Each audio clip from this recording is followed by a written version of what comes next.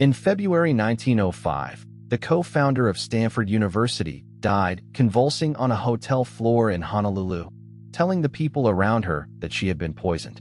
She was right. It was strychnine, and it was the second dose in 6 weeks. Yet within days, the president of the university that bears her name declared she died of natural causes, and that lie held for nearly a century. So who put poison in Jane Stanford's bottle? And why did her own university need her murder to disappear? To understand why anyone would want Jane Stanford dead, you have to understand how much power she held. In 1884, her only child, 15-year-old Leland Jr., dies of typhoid fever in Florence. His parents, railroad magnate Leland Stanford and his wife Jane, channel their grief into something enormous: a university on their Palo Alto farm, built in the boy's name. When Leland Sr. dies in 1893, the university is barely 2 years old and nearly broke.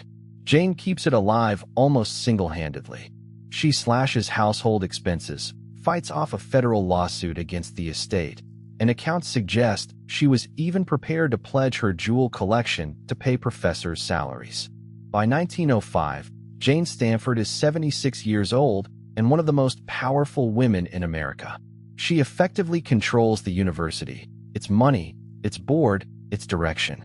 And that control creates friction. Her relationship with the university's first president, David Starr Jordan, has soured over the years, most publicly in 1900, when she forced him to fire a professor whose politics she disliked, a scandal that damaged both their reputations. Some historians believe that by early 1905 she was maneuvering to curb Jordan's power, perhaps even to remove him entirely. She is rich, aging, stubborn, and standing between several ambitious people and what they want. Then, on a cold January night in San Francisco, she rings for her bottle of mineral water. January 14th, 1905. Jane Stanford is at her mansion on Nob Hill in San Francisco. Before bed, she drinks from a bottle of Poland spring mineral water kept in her room. It tastes wrong, bitter, metallic. She spits it out and calls for help. Her longtime private secretary, Bertha Berner, and her maid, Elizabeth Richmond, rush in, and together they force her to vomit up what she swallowed. That reflex almost certainly saves her life. The water is sent to a chemist for analysis, and the result is unambiguous: strychnine. Not a trace amount. Enough to kill. Strychnine is one of the cruelest poisons known. It attacks the nervous system, locking every muscle in the body into violent, arching spasms while the victim remains fully conscious. Jane Stanford now knows that someone inside her own household tried to give her that death. Private detectives are quietly hired. Suspicion settles on the maid, Elizabeth Richmond, who is dismissed, though nothing is ever proven against her. But the poisoner is never identified, and Jane cannot sleep in her own house. She becomes anxious, exhausted, afraid of her own kitchen. Her solution is distance. She books passage across the Pacific, planning a restorative trip to Japan by way of Honolulu, taking only a small circle of trusted staff, including Bertha Berner. On February 15th, she boards the steamer and watches San Francisco shrink behind her, believing she is sailing away from her killer. She isn't. The danger is already on the ship. Honolulu, late February 1905. Jane Stanford checks into the Moana Hotel on Waikiki Beach with Bertha Berner and a maid named May Hunt. For a few days, it works. She rests. She takes carriage rides. On February 28th, she enjoys a picnic outing and a large lunch, and that evening she complains of indigestion. Sometime before bed, she takes a dose of bicarbonate of soda, a common stomach remedy, from a bottle that traveled with her from San Francisco. Just before midnight, screams echo down the hotel corridor. Jane Stanford is standing in her doorway, crying out for Berner and Hunt, saying she is desperately sick. Witnesses reported that she said she had lost control of her body, and that she believed she had been poisoned again. A hotel doctor, Francis Humphreys, reaches her within minutes and recognizes what he is seeing: the jaw clamping shut, the body seizing into rigid spasms at the slightest touch. The classic signature of strychnine. He and the others try to administer antidotes, but her clenched jaw makes it nearly impossible. In her final minutes, still conscious the way strychnine victims horribly are, she is reported to have said this was a horrible death to die. By around 11:40, Jane Stanford is gone. She died naming the method of her own murder. And within hours, the physicians of Honolulu begin the work of proving her right. The Honolulu authorities do everything by the book. A team of physicians conducts an autopsy. Chemists analyze the bottle of bicarbonate of soda from her room, and there it is again, strychnine, mixed into the powder she spooned out herself. 6 weeks, 2 bottles, 2 doses of the same poison, an ocean apart. On March 6, 1905, a coroner's jury in Honolulu returns its formal verdict. Jane Stanford died of strychnine poisoning, introduced into the bicarbonate of soda with felonious intent by a person or persons unknown.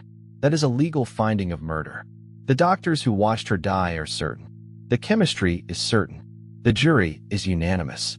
By any normal standard, this is now a homicide investigation, and the suspect list is short because only a handful of people had access to both her San Francisco bedroom and her Honolulu luggage. The story explodes across American front pages. One of the richest women in the country, murdered.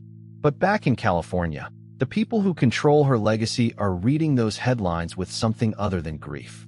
A murdered founder means detectives inside the university's affairs, scrutiny of her household, her money, her conflicts, and a scandal wrapped around the institution's name for years. And so, as Honolulu closes its inquest, a man boards a ship in San Francisco and sails toward the crime scene. He is not coming to solve the murder. He is coming to erase it. David Starr Jordan, president of Stanford University, arrives in Honolulu in March 1905. Within days, he hires a local physician named Ernest Waterhouse to review the case, and Waterhouse produces a remarkable conclusion. Jane Stanford was not poisoned at all.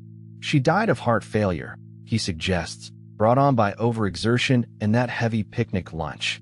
Waterhouse never treated her and never saw her die. The doctors who did are dismissed by Jordan, who publicly attacks their competence and calls the poisoning finding baseless. Never mind the coroner's verdict. Never mind the strychnine confirmed in 2 separate bottles by separate chemists. Jordan's version, natural death, is the one cabled to the mainland, repeated to reporters, and absorbed into the official memory of the university. Why would he do it? Historians point to layered motives. A murder inquiry threatened the estate and the university's funding at a fragile moment. It threatened the reputation of the institution, and it may have threatened Jordan personally. Some historians believe Jane Stanford intended to force him out, which means her death, conveniently, may have saved his career. The San Francisco police let the case wither. No one is ever arrested. No one is ever charged.